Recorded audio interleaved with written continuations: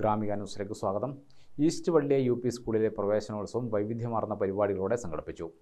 രക്ഷിതാക്കളുടെയും നാട്ടുകാരുടെയും സാന്നിധ്യത്തിൽ പ്രവേശനോത്സവ ഗാനത്തിൻ്റെ അകമ്പടിയോടെ LKG മുതൽ 7ാം ക്ലാസ് വരെയുള്ള കുട്ടികളെ അണിനിരത്തി റാലി സംഘടിപ്പിച്ചു. മൊകേരി ഗ്രാമപഞ്ചായത്ത് പ്രസിഡന്റ് രാജശ്രീ ഉദ്ഘാടനം ചെയ്തു. PTA പ്രസിഡന്റ് സുരേഷ് ബാബു അധ്യക്ഷനായി. സ്കൂൾ പ്രധാനാധ്യാപിക AK Amrita, staff secretary K Rinisha എന്നിവർ സംസാരിച്ചു. C ഷിജിന രക്ഷിതാക്കൾക്കുള്ള ബോധവൽക്കരണ ക്ലാസ് എടുത്തു. നവാഗതരെ റോസാപ്പൂ നൽകി വരവേറ്റു. കുട്ടികളുടെ വിവിധ കലാപരിപാടികളും അരങ്ങേറി. കേരള ഫോക്ലോർ അക്കാദമി ജേതാവ് കുട്ടാപ്പൂ കതിരൂരിന്റെ നേതൃത്വത്തിൽ പാട്ടും പറച്ചിലും നാടൻ പാട്ടും അവതരിപ്പിച്ചു.